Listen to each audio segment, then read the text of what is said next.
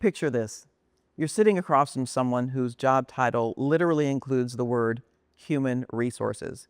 Think about that for a second. Human resources, like your coal or steel or inventory to be managed. And here's what's really crazy. This person might decide whether you get hired, fired, promoted, or even how much you're worth. But ask most CEOs if HR is driving their business strategy, and you'll get some pretty awkward silence. Today, we're exploring one of the workplace's biggest contradictions. How did a function that's supposed to be about people become so disconnected from people? And why do so many employees see HR as a department that protects the company from them instead of protecting them? Right now, there are over 350,000 HR professionals in the United States alone. They control trillions of dollars in wages, benefits, and workplace policies, yet studies show that only 23% of CEOs consider HR a strategic partner, and employee trust in HR hovers around 40%. So how did we get here? How did that department that's supposed to champion human potential become synonymous with bureaucracy and compliance?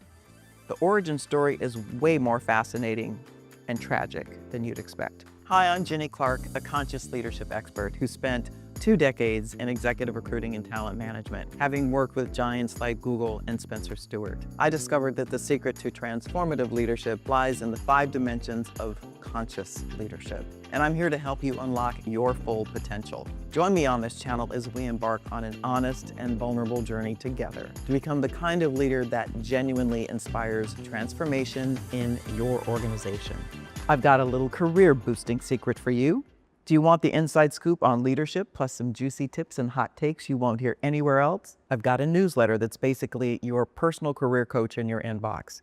Just click the link below in the description to join in. And if you're loving this content, I know you are, click that subscribe button. It's like giving me a virtual fist bump, ensuring you won't miss out on any future videos. Let's go back to 1875 and meet a woman who would accidentally create what we now call human resources. Her name was Mary Parker Follett. But the story really starts in a place that might surprise you. The Pullman Company, a town outside Chicago. George Pullman built an entire town for his railroad car workers. Houses, schools, stores, even a library. Sounds nice, right? Except Pullman controlled everything. Your rent, your shopping, even your social life. When economic hard times hit, he cut wages but kept the rent the same. The result? One of the most violent strikes in American history. But here's where it gets really interesting. Some forward-thinking companies looked at the Pullman disaster and thought, what if we took care of our workers without controlling their entire lives? Enter the welfare secretaries of the early 1900s. These were mostly women, and that's not a coincidence, hired to be the caring maternal face of industrial companies. Their job? Make sure workers were healthy, happy, and productive. Mary Parker Follett was revolutionizing this idea. She believed that workers weren't just cogs in a machine, they were whole humans with ideas, emotions, and potential. Radical concept for 1920, right? She wrote about power with instead of power over. She talked about integrating worker needs with business needs. But then something happened that changed everything. 2 world wars. Suddenly, companies needed to hire millions of people fast, manage complex government contracts, and navigate new labor laws. The caring, people-focused welfare secretaries transformed into efficiency experts. They became personnel departments. Notice how we went from welfare to personnel, from caring about people to managing them.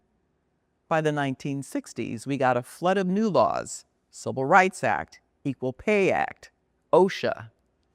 Personnel departments became compliance machines. Their job shifted from how do we help workers thrive to how do we avoid getting sued. And then in the 1980s came the final transformation. Some genius consultant decided personnel sounded too bureaucratic. The solution? Rebrand it as human resources.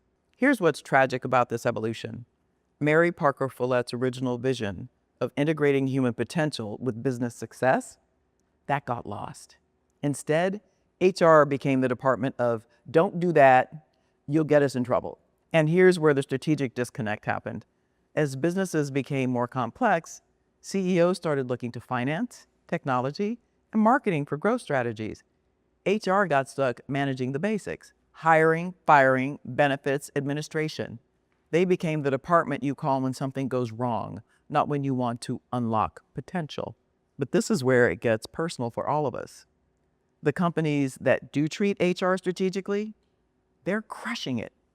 Google's people operations, of which I was a part, Netflix's talent philosophy, companies that see human potential as their primary competitive advantage, they're not just more profitable, their employees are more engaged, more innovative, more human at work. So, again, I asked AI systems to reimagine HR from scratch. If you were designing a function to unlock human potential in 2025, what would it look like? The responses were fascinating and honestly, a little provocative. First, AI suggested flipping the entire model. Instead of human resources, what about human flourishing or potential optimization? The goal wouldn't be compliance. It would be figuring out how each person can do their best work and grow. One AI painted this picture. What if instead of annual performance reviews, we did growth conversations happening continuously? What if instead of trying to fit people into predetermined roles, we shaped roles around people's unique strengths and interests? I can get with that. But here's where it got really interesting. AI suggested that traditional HR might be solving the wrong problem entirely. Instead of asking, how do we manage people? The question should be, how do we create conditions where people manage themselves toward shared goals? One AI even suggested that the most strategic HR function would be obsessed with questions like, what's preventing our people from being brilliant? What would make somebody's Monday morning exciting instead of dreadful? How do we turn work into a place where people become the best version of themselves? The AI pointed out something uncomfortable. If your HR department spends more time on compliance than on unleashing human potential, you're probably treating symptoms instead of causes. So here we are, 100 plus years after Mary Parker Follett's revolutionary ideas about human potential, and we're still trying to figure out if HR is strategic or just necessary paperwork. But I want to hear from you because this affects all of us, whether you work in HR or not. If you work in HR, are you spending your time on compliance and policies, or are you actually shaping how your organization unlocks human potential? What's stopping you from being more strategic? And if you don't work in HR, what's your experience? Do you see HR as partners in your growth or as a department that makes you sit through compliance training? Have you ever worked somewhere where HR felt truly strategic? Where they helped you become better at your job and more fulfilled as a person? Drop a comment and tell me, what would HR look like if it was actually designed to help humans flourish? What would change about our workplace if HR was truly strategic instead of just administrative? If you're loving these deep dives into the weird origins of workplace norms, hit subscribe. I'll see you soon. I get it. Taking that first step can feel daunting. I've been there too. But here's the thing. You've got strengths you might not even realize yet. I've put together a free career mapping framework to help you uncover those hidden talents and chart your own path forward. It's not about changing everything overnight. It's about starting to see your potential clearly. Ready to explore? The framework's waiting for you. Just click the link in the description. Your future self will thank you for taking this small but powerful step today.